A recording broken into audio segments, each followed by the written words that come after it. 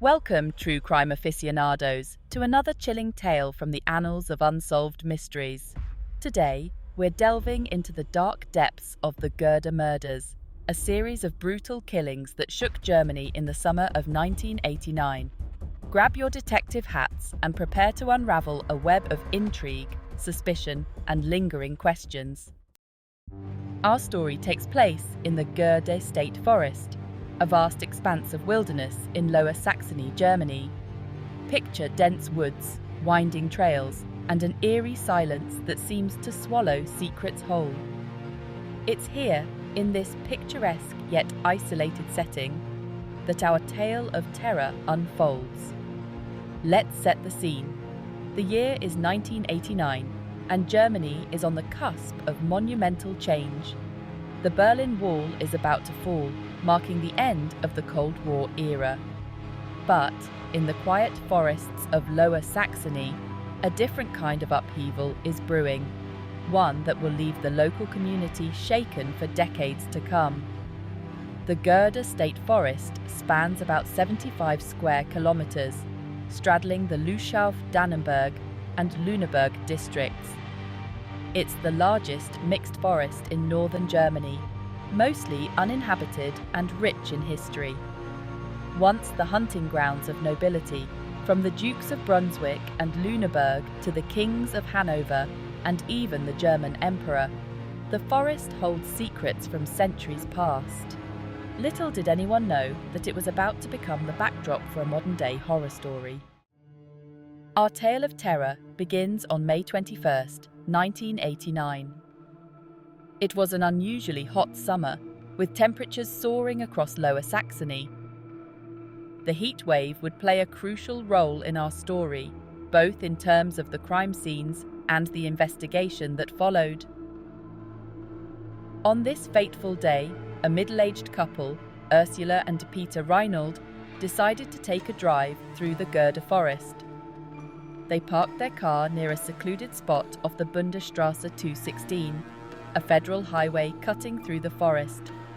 What should have been a pleasant outing turned into their last moments alive. Days passed, and the Reynolds were reported missing. The police launched a search, but the vastness of the forest made it a daunting task. It wasn't until weeks later that their bodies were discovered, hidden in the dense undergrowth. The scorching summer heat had accelerated decomposition, making it difficult for forensic experts to determine the exact cause of death. However, one thing was clear: this was no accident. The couple had been murdered. The discovery sent shockwaves through the local community. The Göhrde Forest, once a place of tranquility and natural beauty, was now tainted by the spectre of violent death. But the horror was far from over.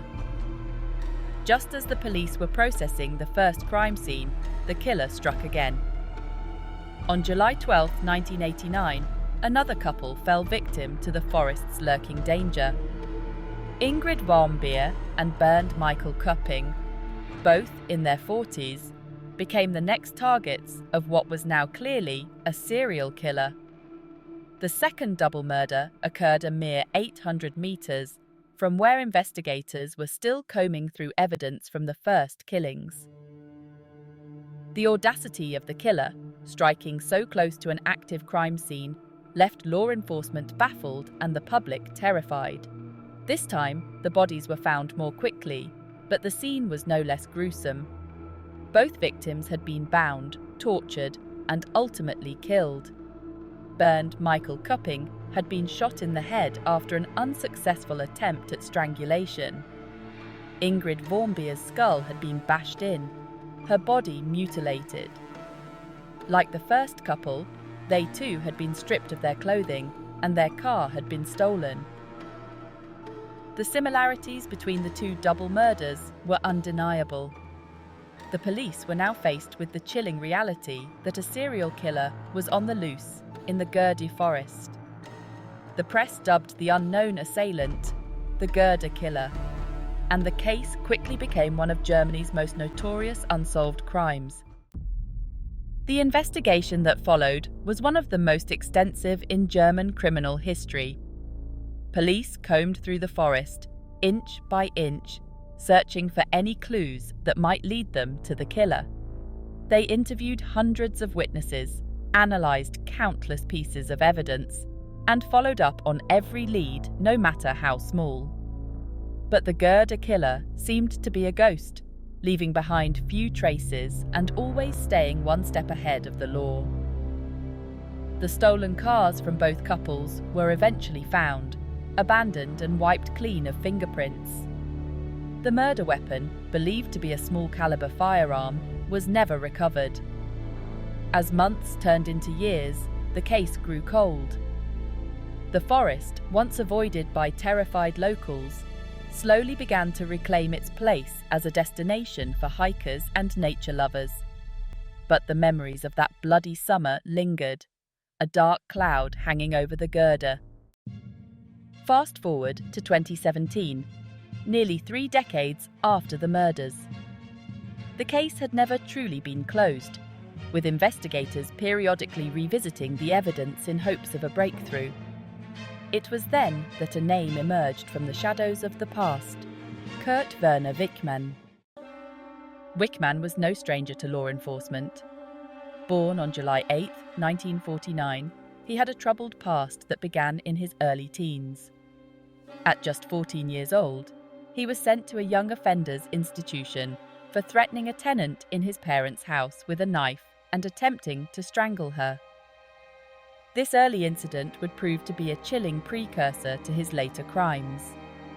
As Wichmann grew older, his criminal behaviour escalated. At 16, he attacked and sexually abused a cyclist, receiving a 6-month probation sentence.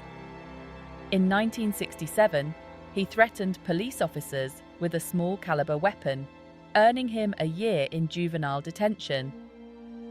The following year, a 38-year-old woman was shot 4 times in the back while riding her bicycle. While Wichmann was a suspect, he was never charged due to lack of evidence. But how did Wichmann, with his violent past, connect to the Göhrde murders? The link came through another case: the disappearance of Birgit Meyer in 1989, the same year as the forest killings. Birgit Meyer vanished from her home in Lüneburg on August 14, 1989, just a month after the second double murder in the Göhrde forest. Initially, police suspected her estranged husband might be involved, but as the investigation progressed, a different suspect emerged: Kurt-Werner Wichmann. Wichmann had been Meyer's neighbour and had done some gardening work for her family.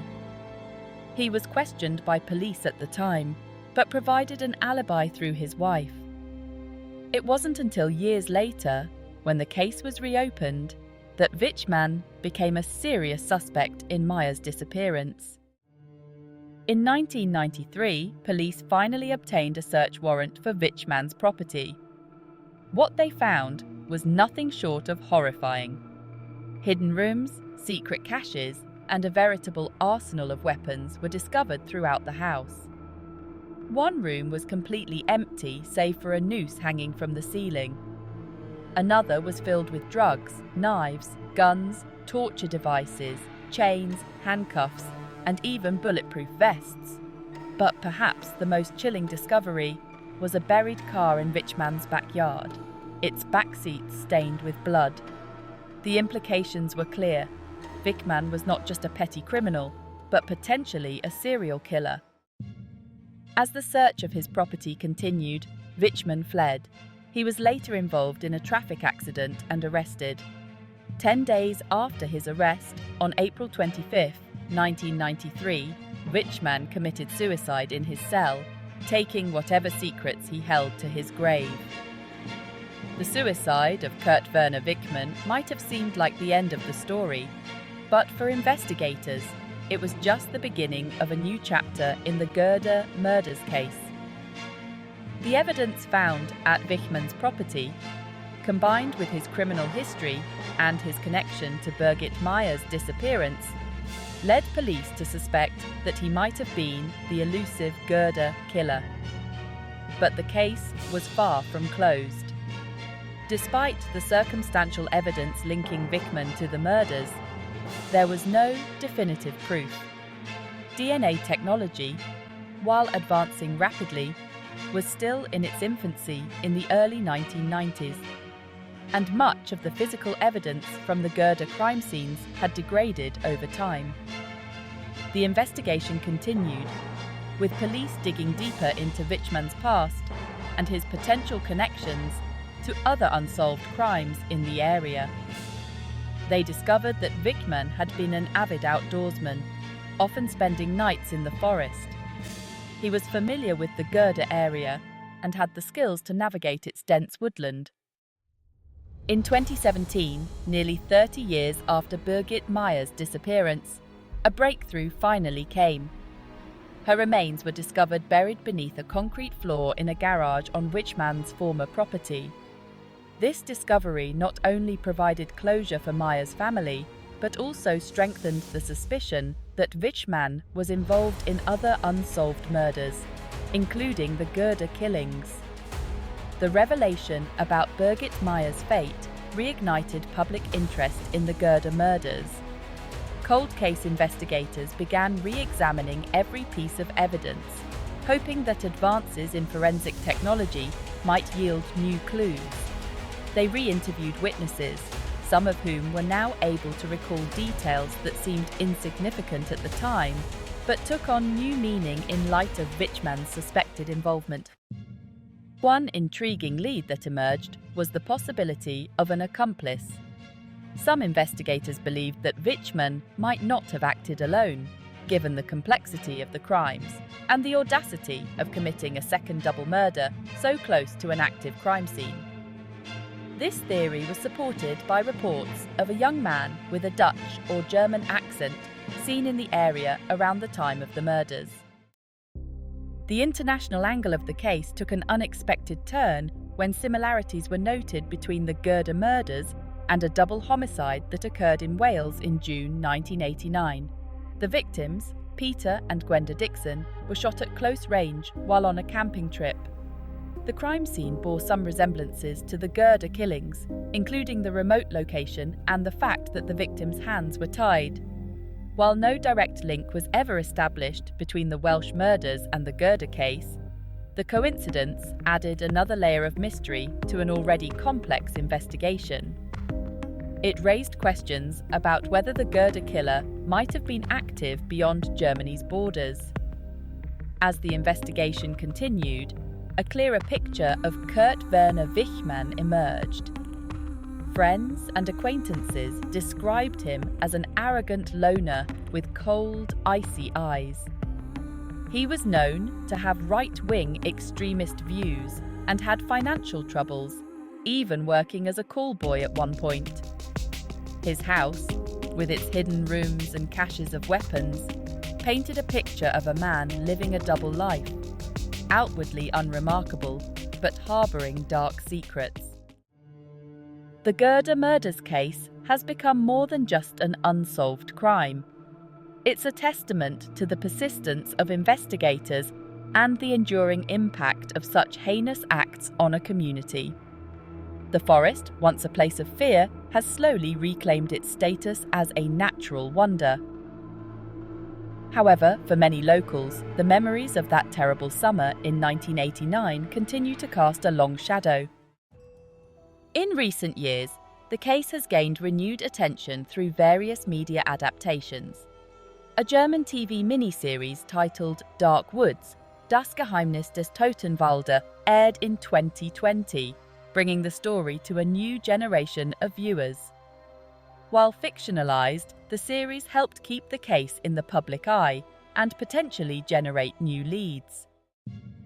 As we conclude our exploration of the Göhrde murders, we're left with more questions than answers.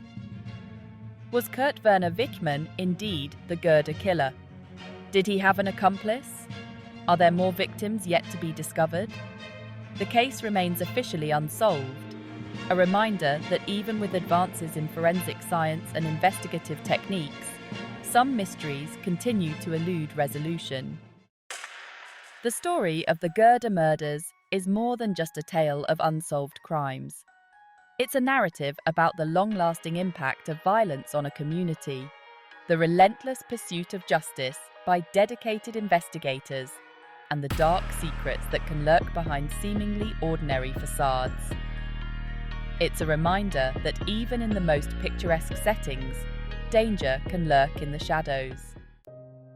As true crime enthusiasts, cases like the Göhrde Murders challenge us to look beyond the sensational details and consider the broader implications. They remind us of the importance of remaining vigilant, of the value of forensic science in solving cold cases, and of the enduring human desire for closure and justice. The forests of Lower Saxony may have reclaimed their tranquility, but the echoes of those fateful summer days in 1989 continue to resonate. The Göhrde Murders remain a haunting mystery, a cold case that continues to fascinate and perplex in equal measure. As we end our journey through this dark chapter of German criminal history, we're left to ponder: will the full truth of the Göhrde Murders ever come to light? Or will the secrets of that bloody summer remain forever hidden in the shadows of the forest? Only time will tell. Thank you for joining us on this exploration of one of Germany's most notorious unsolved cases. Remember, in the world of true crime, every unsolved mystery is a story waiting to be told, a puzzle waiting to be solved. Until next time, stay curious, stay vigilant, and never stop seeking the truth.